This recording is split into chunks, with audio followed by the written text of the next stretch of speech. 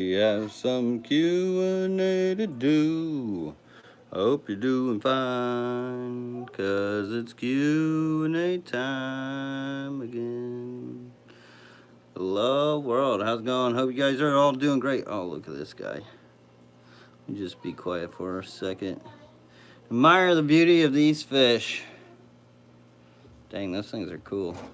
But anyways, hello world, how's it going? Hope you guys are all doing great. If not, as always, I hope it gets better for you. I'm gonna flip you guys back around real quick here. Boop. But I was trying to get a thumbnail of these guys, but they got all skittish. So sometimes it's just hard getting a thumbnail before the live stream, especially when I have nothing planned. We're all out and about, just frolicking around those rocks. Is really cool. I wanted to show you guys, but I accidentally clanked the glass a little bit, so now they're all skittish, even the little CPDs in there. But hello, hello, hello. Captain Clickbait, that's funny. Candy Overhauls, thank you so much for the $5 super chat and the support. As always, Candy, thank you so much. And best mod ever. Best mod ever. I can never tell you that enough, Candy. Thank you. I will get in live chat, because you know me, I will forget. And Lars K, as always, appreciate you stopping by, super chatting. Been around for a long time and very supportive. Thank you so much, Lars K. And hope your Friday's going good. So if you guys don't know what's going on here, this is the Friday Night Live Q&A. Where you can ask the community and I questions on keeping freshwater aquarium shrimp, fish, and or plants. Anything pretty much has to do with freshwater. Don't cover a whole lot of saltwater because I haven't really been down that rabbit hole. My money does not go long enough to go down that rabbit hole yet. And I really like my freshwater. I mean, it's easy to keep. Not a whole lot that goes into it, especially if you let Mother Nature do the work. But yeah, I'm here to help you guys out and answer your questions if you got them, if you guys are having issues, or if you're curious on what you should do, or what you should use, or if you want to try to use the more natural method or use a more commercial method, which means you have to spend money on CO2 filters, stuff like that, or you just want tank glass and dirt. And this is Wesley. This is my buddy. How's it going, bro? Huh? But I'm glad to see y'all in here. Hello, hello, hello. Yeah, let's see. Looking for questions.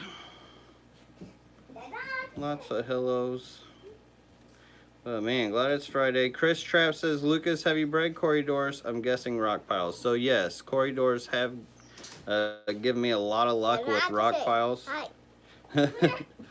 Especially some of them you can even colony breed, like pygmy cories, Adolphoi cories. If you just got rock piles, the size of rocks can vary. I like to gradually put up the size of rocks, that way it looks more natural. That way you have smaller rocks, medium rocks, big rocks, and it just kind of looks like it blends in together. But what they'll do is they'll go over those rock piles and they'll throw their eggs in there, and the adults can't get to them due to the various sizes of cracks and crevices, and the fry will actually grow up and live down there, eating off all the microorganisms. And next thing you know, you'll have little tiny cory cats coming out like I'll be. There they go, colony breeding within rocks. Or you can use spawning mops with them. Some people like to use spawning mops where they'll put the spawning mop in the tank and it kind of acts like the rock pile. They'll go in and breed the eggs all through that. Now the adults can eat off those mops a lot easier than say a rock pile, but at the same time you can move a spawning mop a lot easier than a rock pile away from the parents.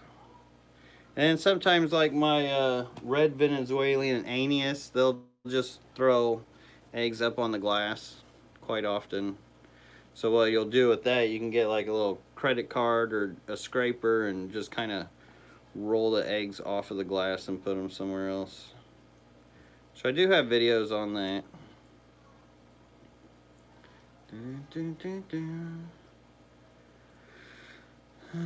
Having a reef, I feel like, divides my mind. I would consider that more like expand your mind than divide your mind.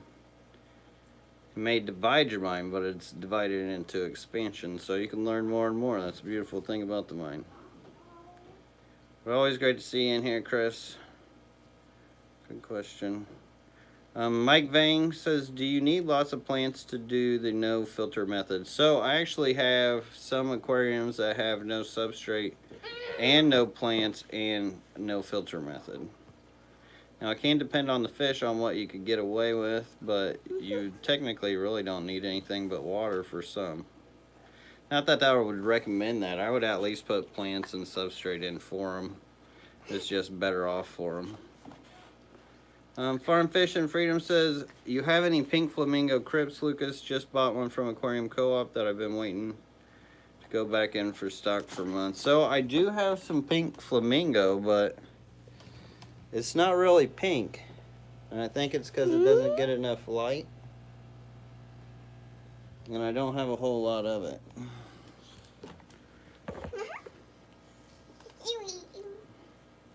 So I don't really have it available. I need to get some Heateroi back up on the website though. That's one I haven't sold for a long time that I have a lot of. I got quite a bit of other crypts I've been sitting on too.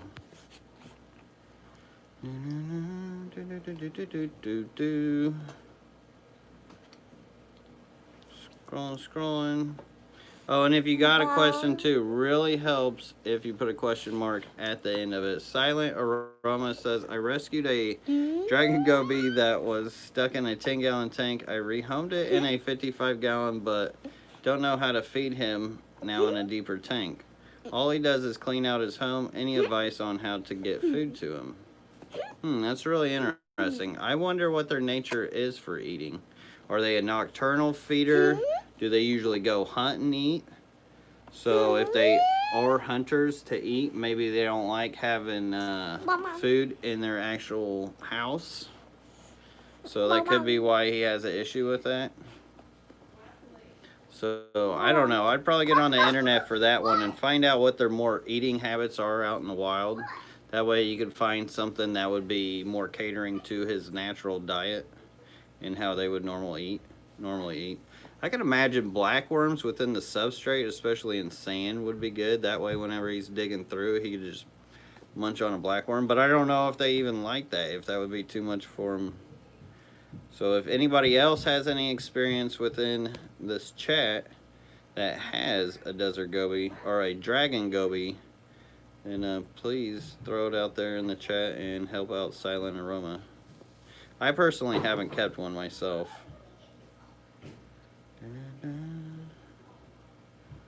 Let's see. Is today the fish room tour? So no, that'll be Sunday at 7 p.m. Eastern Standard Time. So after I do this live stream, I'll more than likely go ahead and schedule that up for you guys so you guys can put the reminders on and get the reminders. So be on the lookout for that after this live stream. It'll probably be like a half hour after this live stream, because I have to go around usually all the time and feed all the fish by the end of the live stream. So by the time I get done with that, I'll try to jump on, get that thrown up real fast, and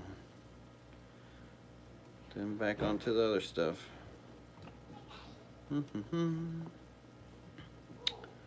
Let's see. Oh, Silent Aroma, thank you so much for the $5 super chat. I appreciate that, Silent Aroma. That is awesome of you. Says, thanks, brother. I will check that out. Been looking for blackworms. Actually, stay awesome. Well, you stay awesome too. Thank you, thank you, thank you. I love throwing blackworms into a environment, into an aquarium, because it just, I wouldn't just put like just a few in there either. If you can actually seed off a tank with some blackworms before you even put any shrimp or fish or anything in there, you can go a long way with that environment and the success of all your fish and just the health of them and everything.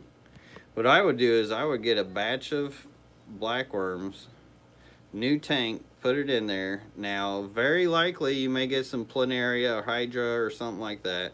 That's the only problem with blackworms, is you will get some hitchhikers sometimes from them. But really, if they're just ornamental fish like this or something, you're not going to have an issue. Usually the reason why Hydra is a thing in the hobby so much is once shrimp started coming out, you started seeing it more into the shrimp tanks, because these fish would just eat on them if they were in the tank. But in a shrimp tank, you don't have anything that actually scavenges off of the Hydra or the planaria. So technically it is a food source for these fish. And even some baby fish, I've seen some big breeders where they've got Hydra, they've got planaria, they got it all in their tank, because it all just becomes part of a diet too. Like even some of these baby fish, granted I heard some say that Hydra can catch baby fish, but I think it depends on the strain of Hydra, because not all Hydra is the same. I've seen very many types and lots of variants of it, but for the most part, most babies can end up eating the Hydra after a while. So saying this, as long as you're not squeamish with that, I would definitely recommend starting out a tank with blackworms, because it aerates your substrate, it helps throw nutrients in it, so it'll eat all the rotten waste, all the dying bacterias. Once in a while, it'll give your fish a meal. So in this rainbow tank, for instance, is actually seeded with blackworms. So if I were to stir up that substrate, blackworms would just go all over the place. So I don't know. It's a different approach most people don't usually mention, but I would definitely recommend it. Sandwich Savant, love that name. That is an absolutely awesome name. I'm a sandwich man myself, but thank you so much for the $5 super chat. I appreciate that. It says the last couple of months when doing water change or top offs, my water turns milky white. A few days ago, my entire 10-year-old colony of cichlids. So hopefully nothing happened to them, but milky white, sometimes it could be the oxygenation coming in through there. Could be something that they're throwing into your water to treat for the winter time. They could be cleaning out the pipes at your house. I don't know if you're on a well. I don't know what you're sitting on. Could be two big water changes that are throwing off a bacterial imbalance, so you're getting a bacterial bloom within the water column and not enough, which is still confusing. The real causes of some of those bacterial blooms, it eludes me, because I don't know, there's lots of bacteria, and I guess I'm not a scientist, so I don't fully understand it all when it comes to those bacterial blooms. And Sandwich Savant, thank you again for the $5 super chat. Continued from first post, my cichlids were killed. Oh my god, that sucks, especially 10 years old. The usual water parameters were perfect, been in the hobby since 1998. Yeah, that's the sad thing. I mean, I've had it happen sometimes where it's like you're almost better not doing the water changes. Just because you never know what's going to flow through that water, because the water companies won't send you a letter. They won't tell you, hey, we're doing this to your water. They're negligent when it comes to that, and they don't think about fish keepers. They don't really think about the customers or anything like that. Or they say that they can. They'll put it up on their website and be like, well, we told everybody, but not everybody's going to go to their website and check up on their water like, oh, should I do my water change, or is it good to drink water today, you know? So that's very unfortunate to hear. To be honest, I'm not sure what to pinpoint it on, but it even could just been too much oxygen.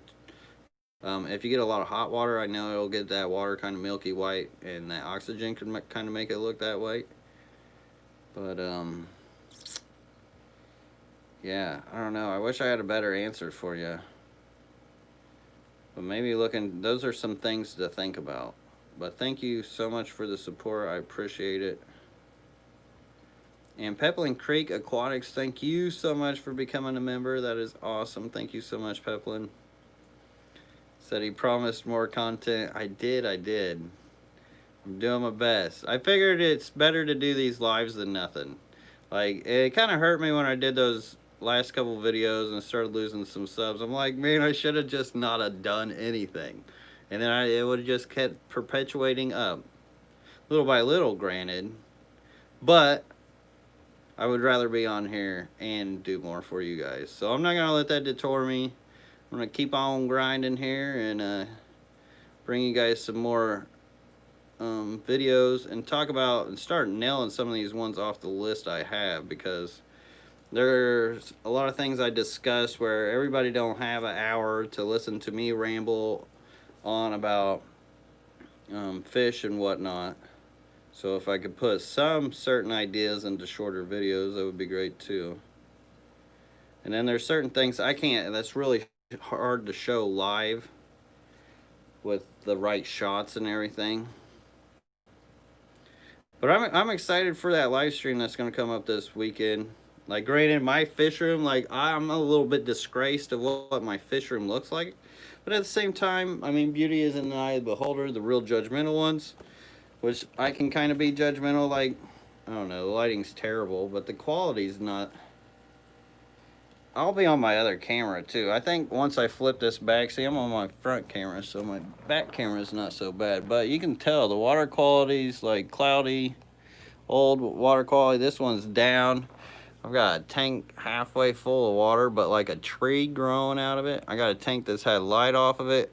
So a lot of these tanks, they're going to have stories behind them. So a lot of you guys like my This Old Tank videos. It'll be like This Old Tank on steroids when I end up doing that live stream. So it'll be 7 p.m. Eastern Standard Time on Sunday. Alright, back to the questions here. Once again, throw the question mark behind it if you do have a question. Lucas, do you remineralize RO water? So anymore, I don't remineralize my RO water. Granted, I could get better quality through my plants, really, if I were to use more RO water for water changes, and then remineralize it and then fertilize it. That way I could kind of control all the nutrients within my aquarium.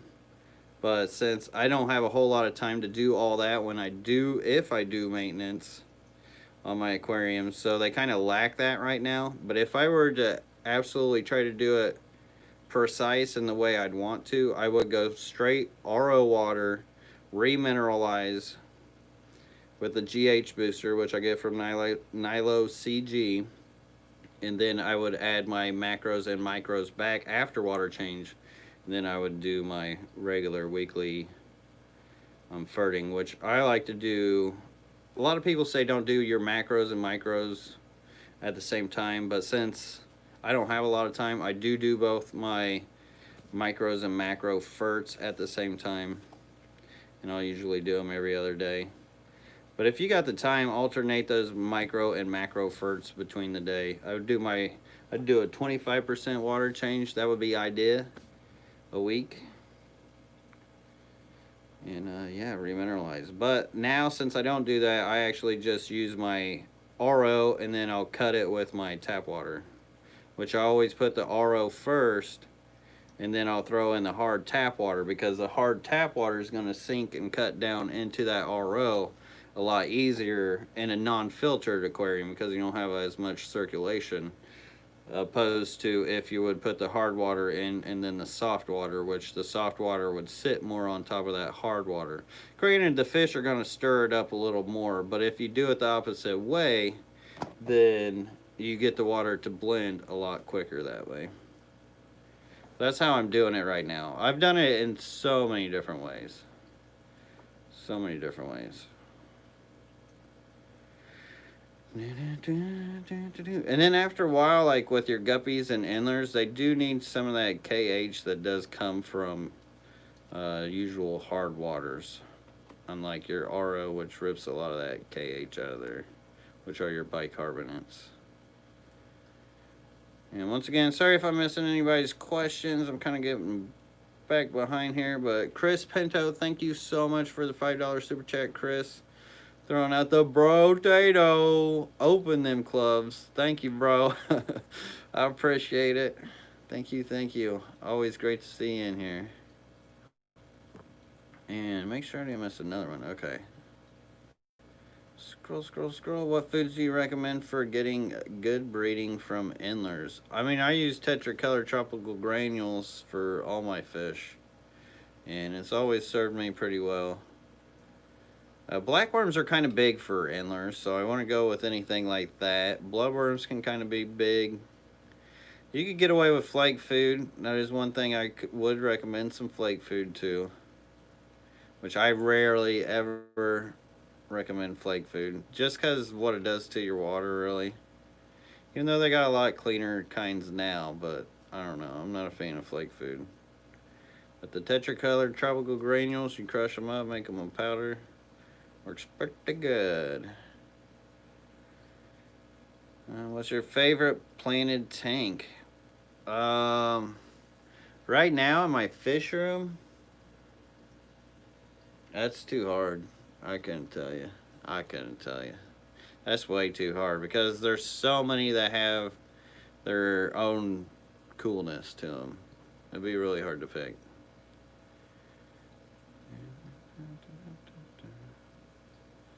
Let's see. Have you looked into making brine shrimp? So I have. I never did do it, and I have thought about making like a live culture area within my fish room, but I have to start dedicating more time through getting more projects to actually get that done.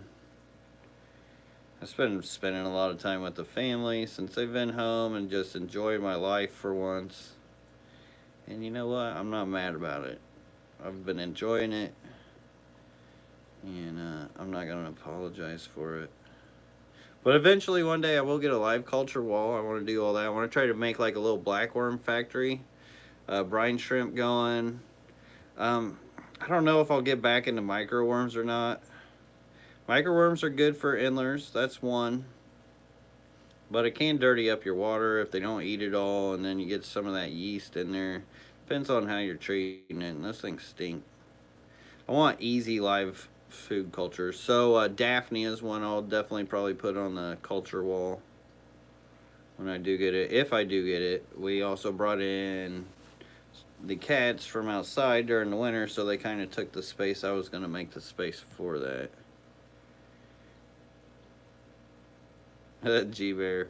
Oh, he tried clickbait and it went wrong. Yeah, it went wrong. Some got it, but I should have known better. My subscribers are smarter than that. I forget that they're not into that, because that's, I mean, organically, all you guys that's just not your guys' normal groove. So I mean, I kind of knew better, but you know, I gotta test things socially and just within life. You gotta test things. You gotta see what happens from them.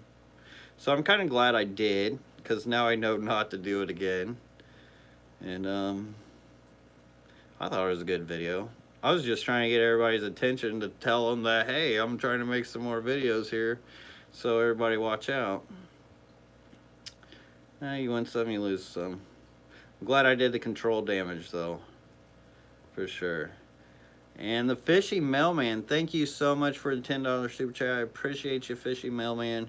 Says, it's not much, but happy holidays to the LRB family. Well, Fishy Mailman, that $10 is much to me, and I appreciate it more than you know. So thank you. And always great to see you around, Fishy Mailman. So you got a shrimp in the picture now, though, from the old killifish. Have you ever had a solid white fish develop a pink hue from feeding the tetracolored tropical? I've never had a fish do it, but I have seen my shrimp do it. The snowball shrimp, I've seen them get a little orange hue into them. It's not real common, but it can happen. It's weird. But I think that's because, what is it? I can't remember. It's the krill or something that they put in there. There's actual chemical. I can't remember which one it is that causes that to happen. Because of the color enhancing.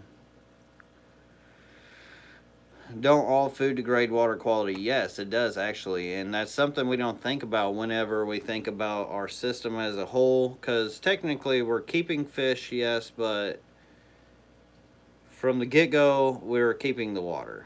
So to know what's going in the water and what is in the water really, really goes a long way and really helps. So if you think about what's in your food, some of that also goes into the water column. So you got to think that that's a contribution to things that may be causing problems, whether it be algae or bacterial blooms or something like that. Or just getting that funk. Because either food's not getting eaten or it's getting too much time to break down into the water. All kinds of different scenarios and variables for that. Are nano Boras safe with other fish fry? I would probably say no, depending on how big the fish fry are and which nano rasbora. Like the kobatai, some of those can be, like, they're not real aggressive, but if they see something at the top of the water and it's smaller than them and it looks kind of like a wriggly worm, if it's that small of a fry and they can fit it into their mouth, I can imagine they're going to take a little nip at its back end or whatever. So just think about what they can fit in their mouths and how big those fry are. But if they can't fit the fry in their mouth, it should be alright. What's your opinion about keeping cichlids? Cichlids are cool. You need big tanks for them, though. I believe, a lot of them are kept properly that I see, because I see a lot of good fish rooms, but they definitely need bigger tanks. They take a little more filtration because of their bioloads. You can keep plants with them, and they're really cool. There's so many types of cichlids and so many ways to keep them and dress your tank accordingly to keep them, whether it be just like a rock theme. Some people have no plants. Well, often with cichlids you do no plants, rock theme, like maybe driftwood, kind of make it look like either Lake Tanganyika or Victoria or wherever your cichlids come from, South America. You get the river species going. There's all kinds of cool cichlids. Discus and angelfish are cichlids. There's so many cichlids out there too that many people don't even know. Like even some of the hardcore cichlid people, the vast amount of types of cichlids out there is insane. And the way to learn about all those types of cichlids is to join your local fish group. If you have a local fish club around, you really want to know about some cichlids, there's up in Chicago, not far from me, there's a club just for cichlids, the Greater Chicago Cichlid Association. Talk about some cichlid knowledge. Nuts for Guppy says, have you ever had it? Oh, wait, I already read that one. How'd I get back like that? Scrolling. Once again, sorry if I missed your question. Faded Glory Hole says, I thought you were actually quitting because you never usually clickbait until I watched. Right? Yeah, it's not my usual thing, but I like to try things that are different. And that's the kind of hard part about me and YouTube and the way I do this, because there is a lot I'd like to change, but at the same time, I know if I change too much, it does have effect and knee-jerk reactions from certain people, and it does have cause and effect. So I do have to watch myself, because naturally I'm a really playful person and I like to mess around a lot, but I know not to mess around with you all, because I kind of learned that. Knight Rider says, any concerns keeping any acidic black water tank? Tips, tricks, opinions? This is for South American cichlids or Tetra. So concerns, not really, just as long as they're used to the acidity and their skin coats can take that acidity and they're used to it, you're fine. Leaf litter is great. Make it dark, make it look cool. You don't have to do as big of water changes on them, because if you do a whole lot of big water changes, you'll start depleting your acidity and the color of the tint. So think about that when you're doing your water change. But there's not a lot of bacteria and funguses that can actually grow in those environments. So disease-wise and parasite-wise, it's actually more beneficial if you keep them in that sort of type of water compared to if you keep them in a harder water. And yeah, just play with it, have fun with it. Use lots of leaf debris. More leaf debris you can have, more areas you can breed fish, or may get lucky that they'll breed out because the fry and whatnot can go into the leaf debris. Because if you look out in Mother Nature, like, it's just piles of leaf debris, and especially if you think about the rainforest, during the wet season, what happens is a lot of the river is in the river, and then the wet season comes, and then it floods out into all the plains and the plain areas. Well, all that's vegetation, so what ends up happening is some of the plants live, but a lot of the plants die, so you get tons and tons of litter and debris that these fish are able to breed and spawn in, and microorganisms eat off of that stuff, which in turn feeds the babies. So if you think about the environment, I mean, which granted you can mimic all that within your aquarium. Yes, these are big bodies of water, but you can do the same thing with a smaller volume too. And that's how I just think about my aquariums.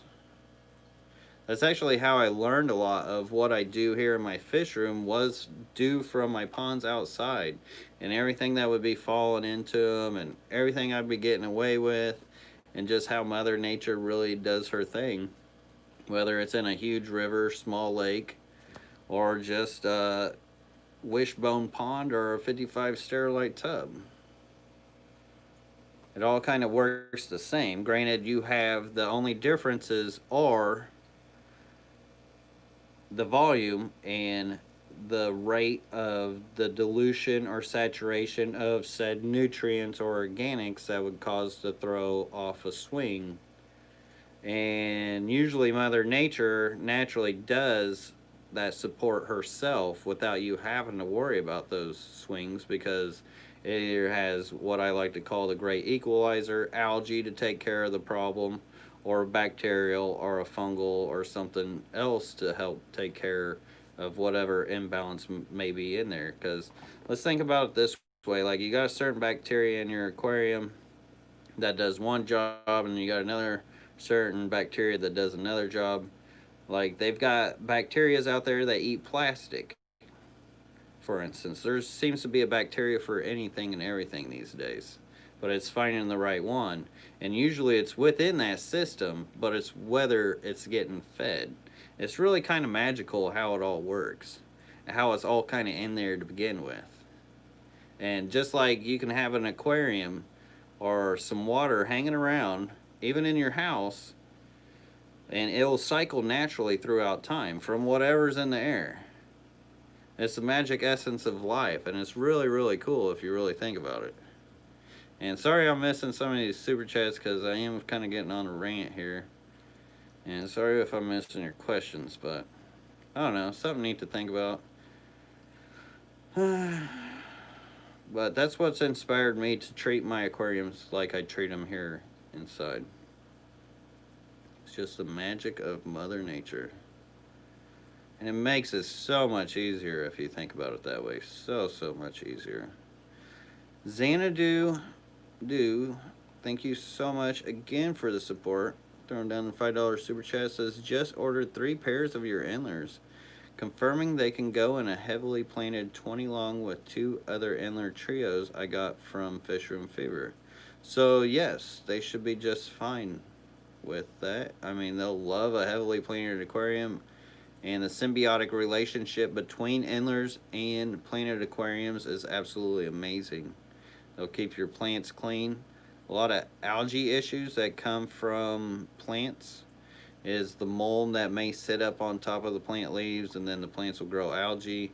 Well, Endlers and Guppies will actually help clean all that off. And Fish Room Fever actually has a lot of my Endlers and Guppies himself. So yeah, I think you'll be great. And thank you so much for the order and the support. I appreciate it, Xanadu. Scroll. And Chris Trapp, thank you so much for the $5 super chat for Wesley's Christmas tank fund. Well, thank you, Chris. I'm kind of interested to see how Wesley's going to do it up this time, too. I'll do my best to get a video of it. Trying to put all that together. I never did finish the other video. Actually, I want to talk a lot, but I'm not going to talk too much on all that stuff. Eventually, I hope I'll get to those videos and actually get them out and get them done. I'm working on some things in the background to hopefully do that. But thank you, Chris Trapp, again for the support. I appreciate it, brother. And Largemouth Bass, thank you so much for becoming a member. I appreciate you, Largemouth Bass. I used to be a largemouth bass slayer back in the day in high school. I used to catch so much bass that I got bored with it. Like, there was one day I caught like 50 in a day. I'm like, what am I doing? These poor bass. But it is fun. It is fun. It's been a long time. I don't do a whole lot more. I'm not going to talk about that. Let's see. Janus Lundberg, thank you so much for the support and the $5 super chat, Janus. Always great to see you. Check out the tip jar for Wesley's Christmas wish list. Oh my, Janus. Thank you so much. You are just too sweet, Janus. He'll appreciate that. We'll have to check that out together with him. He'll think that is the bee's knees. Because he's still kind of learning and understanding what this is all about, too. It's been interesting. Who knows? Maybe Wesley will be hosting this one day. Well, co-hosting.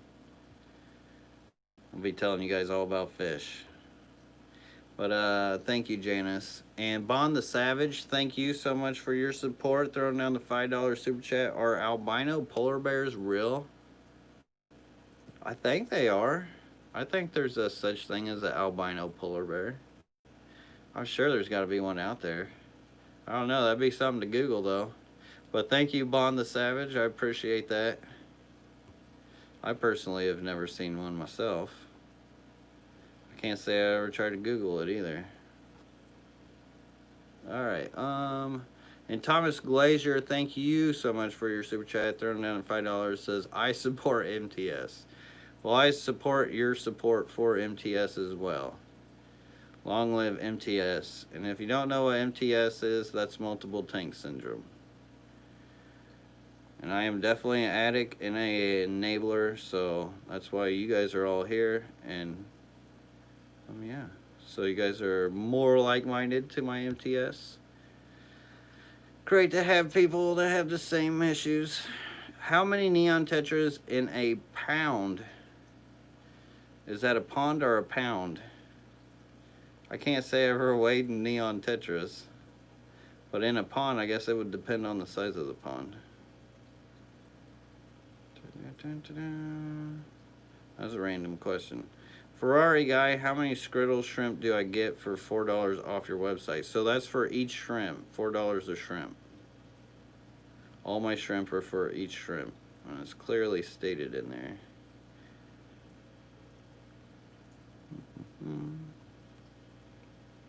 But the great thing about the coal or Skriddles is you never know what you're going to get. And it's usually pretty heavy with reds and blues. Then you'll get some funky ones, depending on how many you get. Depends on the different types you'll get too. Lumpy Dog says, I pulled the filters out of most of my well-established planted tanks. Everything is going well. No water changes in a few weeks. Thanks, LRB Aquarium Hoarder, for the inspiration. Well, you're welcome. Now, whether the water changes eventually may creep up on you, you'll see that within your tank, though. But then always think dilution is the solution. If you start saying, so, like some of these tanks where they're kind of cloudy-ish, which a lot of that's lighting right now. This one's a Cory Cat kicking it up. But this one, it could be diluted a little bit. It looks like crap because of the light. I can't really help that. I think when we do that fish room tour, I'll probably kick off all the lights. I'll carry me a flashlight. I got it all kind of prepared in my mind how we'll do that, and then we'll show it to you. But if you're starting to get algae, more algae as well. Another good thing about the water changes, like the no filter is great, but it really helps if you can do some water changes, at least bi-weekly. That would be more idea. If not every month, because just that reoxygenation goes a long way with your plants. And if your plants are striving and thriving, then it goes in a long way with the water quality and keeping everything clean. Why not use dried tea leaves to create blackwater aquariums? I wonder if it would work. Some people have tried tea packs and stuff like that, but it's pretty easy to use the catappa leaves. It's hard to keep the blackwater extract around. Like, I'm trying to think of a good way to do it, because I went as far as boiling a bunch of manzanita into a turkey fryer, to where I was making my own solutions of blackwater extract, essentially. So I was just boiling the heck out of it in a turkey pot. And I got some super black water out of it. And it worked great as an extract. The only problem is I was battling the organics, since the organics was so concentrated. I think I had too much light on it, so then I just had way too much algae blooming from it.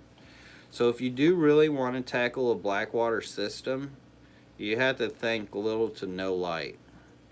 It's hard to do plants, which you can do. I would recommend Anubias, Java Fern, Pilo Moss for a blackwater tank. You can get away with it because they dang near grow in next to no light. Some crypts you can get away with hardly any light. But for the most part, if you're doing blackwater, you don't want a whole lot of light, because if you throw a lot of light on those blackwater tanks and those organics are breaking down, that algae is going to eat right off of that stuff. But if it's dark for some reason, just the bacteria and everything will take care of it. It's kind of weird how all that transpires. The power of the light, eh?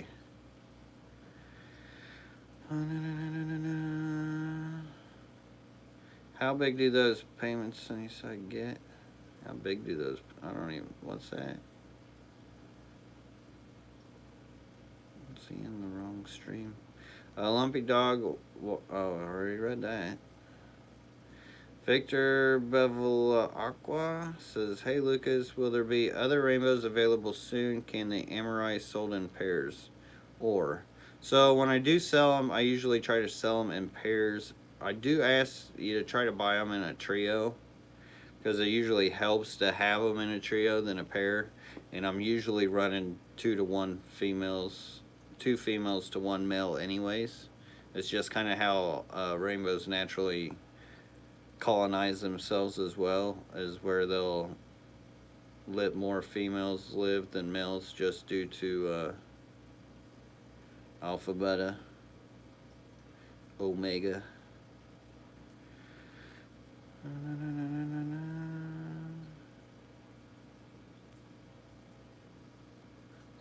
Scroll, I'm looking for those questions. Once again, sorry if I missed it. Lucas, have you kept fancy goldfish? I have, back in the day. Like when I was really young. I thought about getting back into them here too, but I never did do that. There's just, man, when oh, I think about doing a lot and I want to do a lot. Of course, I mean, there's only so much time in a day. It's kind of funny you mentioned that. Now I'm like thinking about, oh, I kind of want to go back to that.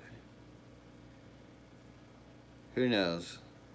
Because I know where to get some really cool goldfish from this guy up in Chicago. Wish I could remember his name right now.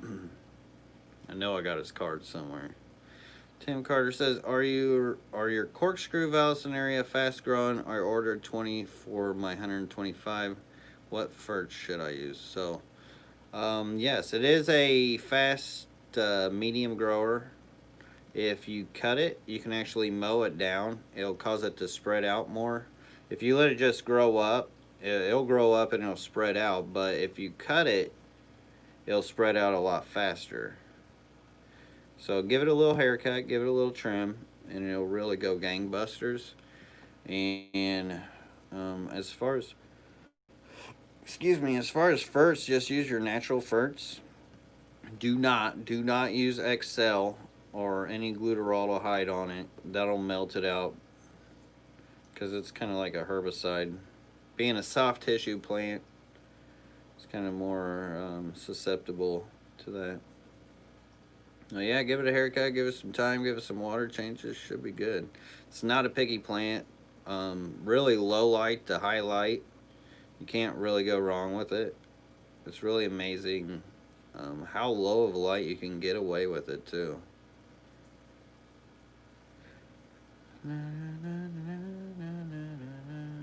Thank you, Lisa P. I appreciate that. Knight Rider, what is your opinion on red and blue Columbia Tetras? Are they terrors or hot fish or oversold?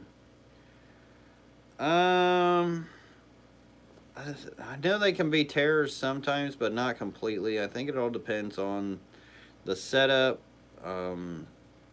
what's in there. They are beautiful fish. Absolutely a hot fish. They're cool with the red and blue. I would put them in a blackwater setup. Speaking of blackwater, and as far as being oversold, that's a tough question, because if people are buying and there's still a market for them, I don't know if they're technically oversold, because there's always a demand for them.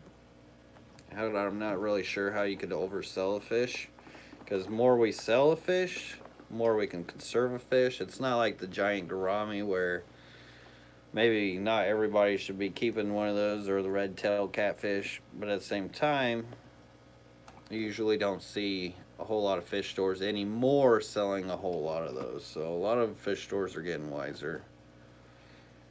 And I think as the hobby has gone by too, and the industry goes by, it's learned a lot on supply and demand with the data that we have now. But I think a lot of it's being conserved, preserved, and regulated a lot better than it used to be.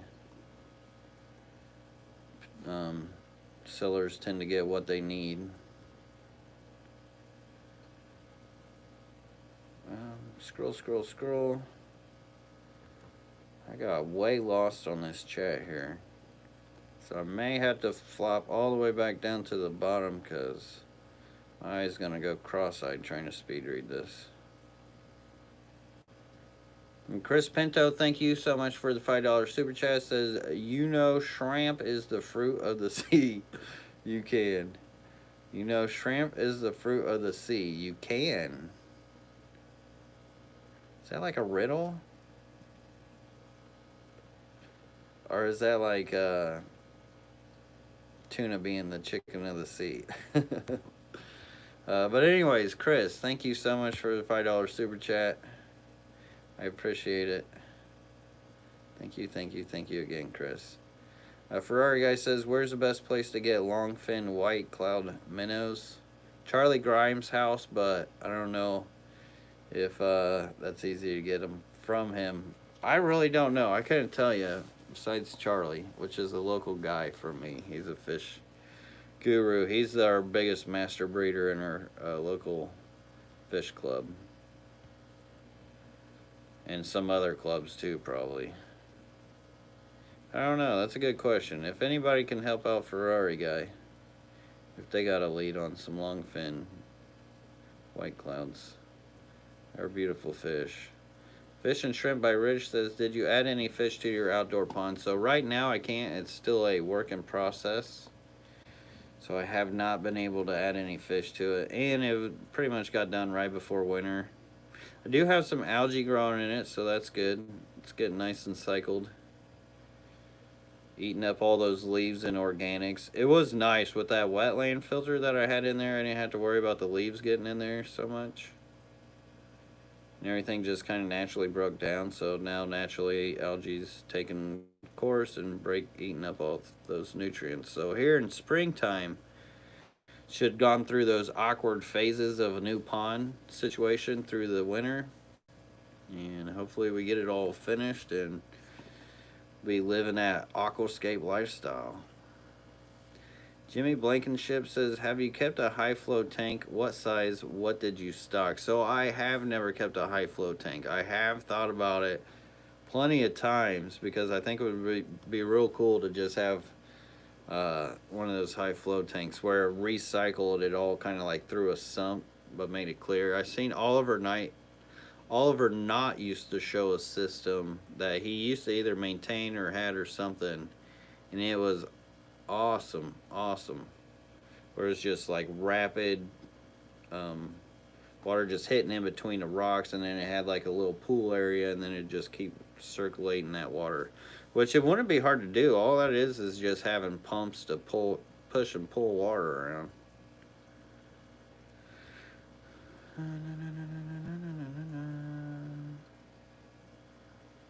Hi, Lucas. My epistle, Hong's lawyer, however you pronounce that, pair says spawned on the floor of the cave. It's her second batch of eggs. She ate the first LOL or first lot 2 days before. Will they still be fine on the floor? It's really tricky because it takes females of fish a certain amount of different times to figure it out before they become good parents, and some just don't become good parents. This happens in all kinds of types of nature, whether it be fish, dogs, cats, or whatever.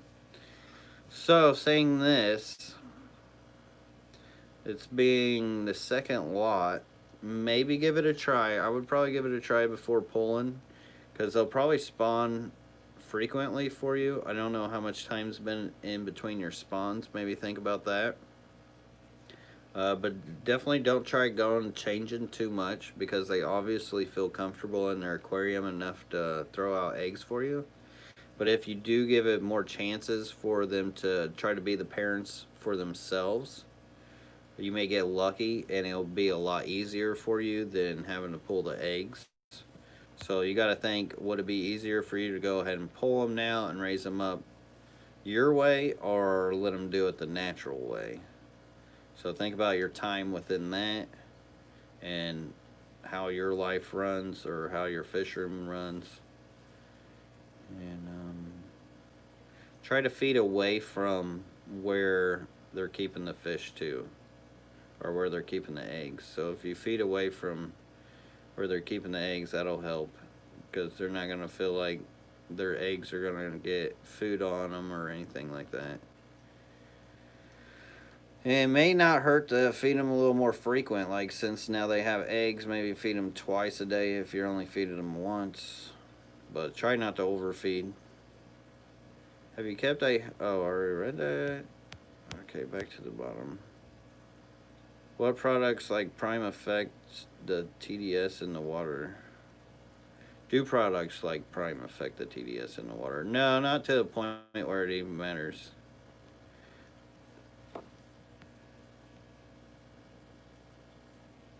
How many times a week should I feed frozen brine shrimp to my tiger endlers?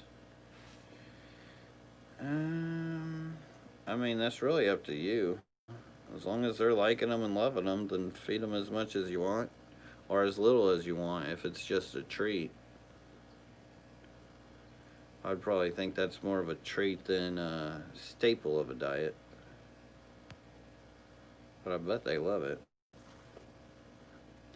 Brad Picardit says, can you keep Pseudomugule luminatus and Pseudomugule gertruda together? You can keep them together, but you don't want to breed them together.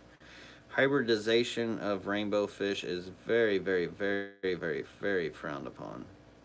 So just be careful not to breed them together, but you can keep them together.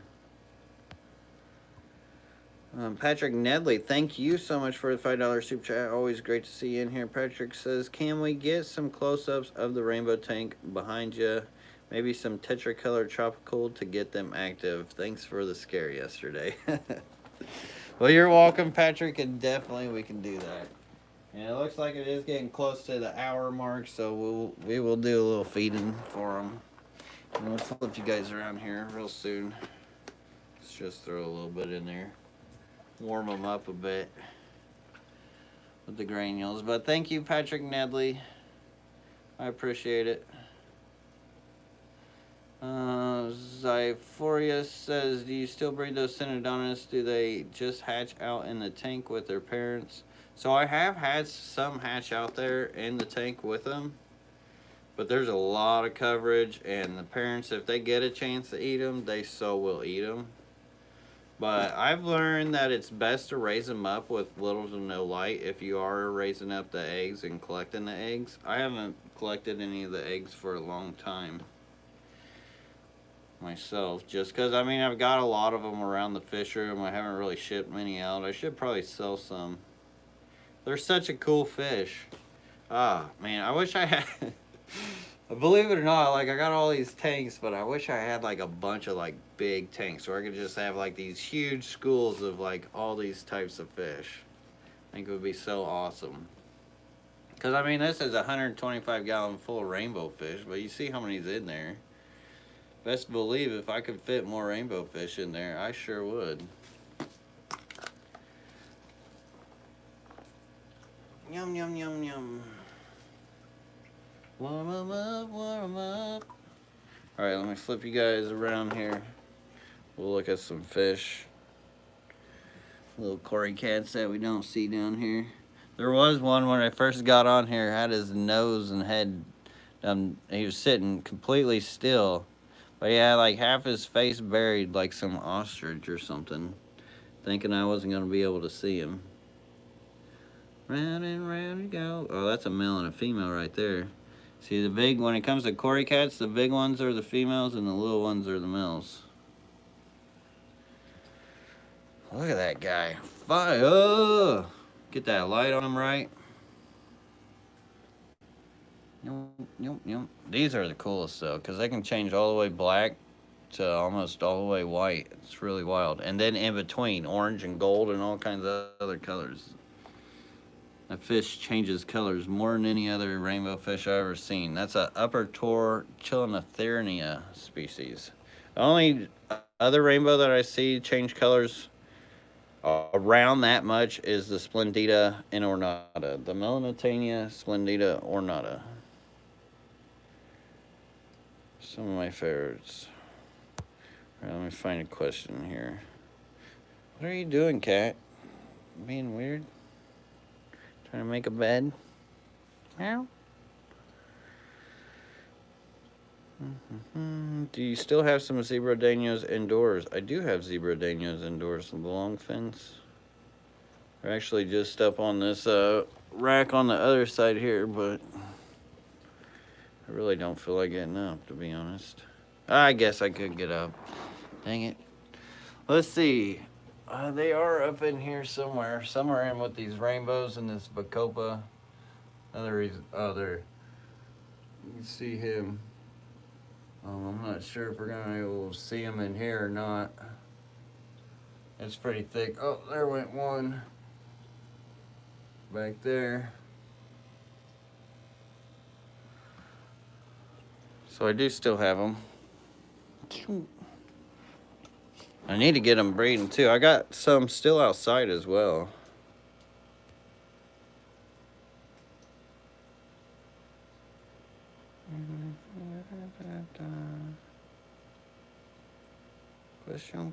Question.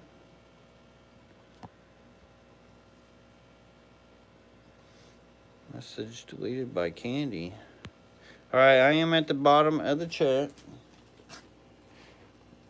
And it is almost that time, so you got 2 minutes or an hour and a half, or a minute and a half if you got a question. Hi, Lucas. Paul C says, hi, Lucas. How do you breed more male guppies instead of female guppies? I don't know. I wish I really knew. Some say temperature makes a difference. I can't ever remember which is which, like if hot makes more males or not. So if anybody in the chat knows, I can't remember exactly what they say that is, but I think what it is if you let the females, if you're colony breeding them, and if you let the females get too big, then they'll start eating more of the males. So it seems like you get more females and less males. So call out your really huge female guppies, or find somewhere else for them, or move out your fry, and you should start getting better ratios. I think it's more of a behavioral thing and a social hierarchy, or well, just the savagery of female guppies,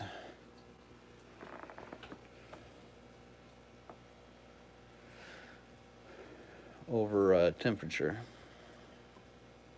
Roxanne Barnes, thank you so much for the $5 super chat. I appreciate that, Roxanne. Says Merry Christmas. Merry Christmas to you as well. You know how bad I want to sing that Sting song right now? I'm sure you know which one I'm talking about. But thank you, Roxanne. Eugene Chin says, do I have to gravel vac with an under gravel filter tank? No, I don't see why you would. Because that beneficial bacteria, what's actually underneath there is the good stuff. You want to keep that stuff in your aquarium. If you ask me, under gravel filter is nothing but extra substrate, like substrate filler in essence. Whoa, whoa, whoa, guys. It's enough.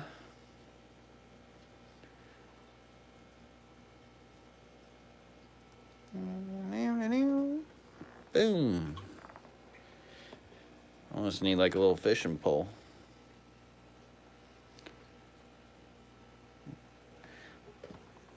Boom. Oh, and we are over the hour mark here, so I'm just feeding. Yes, Mad Cats. Thumbs up for the beneficial bacteria, right? If it wasn't for the good of beneficial bacteria, we would be screwed. What's your favorite food for Christmas? I'm not really picky. There was one Christmas I had,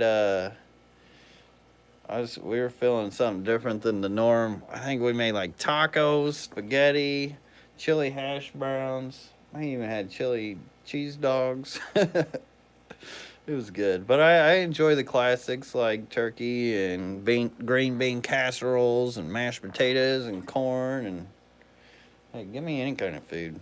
Hell, I'd eat a Chinese Christmas too. Or any type of Eastern or Asian food. Indian, Asian, Thai, Indian. I love food. Yum, yum, yum, yum, yum, yum, yum. I am trying to eat cleaner these days. Reed Shoemaker, thank you so much for the support and $5 super chat. Says, thanks for the shrimp, man. They took a week to get here, but they were all alive and healthy, which I can't believe because I'm in Indiana too, LOL. Oh my gosh, yeah, a week to get in Indiana, that's quite some time. But it is amazing how well those fish and shrimp can do through the mail. It is pretty amazing, especially during the season too, because here in Indiana, it is cold. We're talking about like 20 degrees. It gets down to. It's not that cold right now. Like I think 30 or 40s, 30s. Heck, I don't know. I don't follow the weather much. I'm usually in my fish room where it's 76, 74. Yum yum yum yum yum. Come out of my cave this spring, even though I need to get out there and finish my backyard and my wall just so I can get a head start on things. But anyways, thank you, Reed. I appreciate the support, your order, and the super chat. Thank you, thank you, thank you. Will your new Teespring designed by Alex be available soon? Hopefully. He still has not given me the colored version yet, so I am waiting on that. And when that does go down, I'll have new stickers. I'll have new everything, which will be cool. I'm excited about it. I know many of you guys probably haven't seen it, but it looks awesome. So it's pretty much kind of like my scientist art that he did, but this time it's going to be like wizard theme. He did an amazing job as usual with it. See how that, now look at the colors on these fish. Now just from bringing that light up to the front. Look at that guy. He is on fire. Like that blue is almost purple now. So this is another thing to think about when you guys are keeping your aquariums. Lighting goes a long way. But a big reason why I won't keep that there is because if I keep this light right up on that glass panel like that, I'm just asking for that algae to grow right there. So I'll push it back later. But it looks great right now. Yum, yum, yum. And same thing with Endlers and Guppies.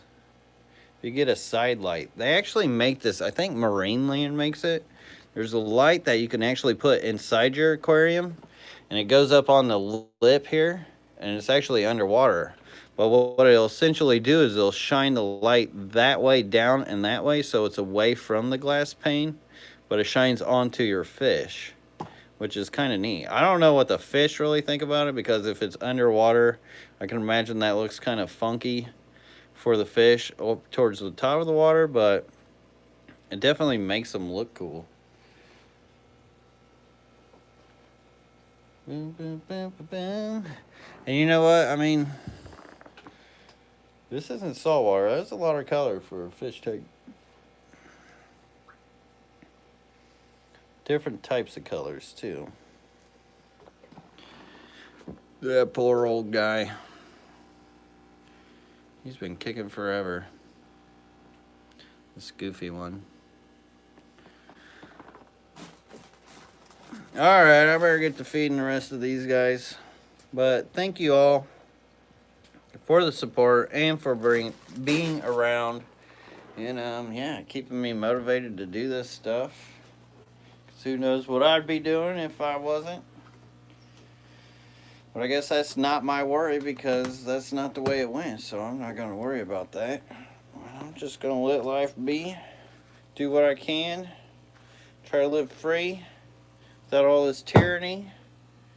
And I hope you guys all have a great weekend. And I appreciate it all. I love you guys. Until next time, peace. Have a great one. Boom.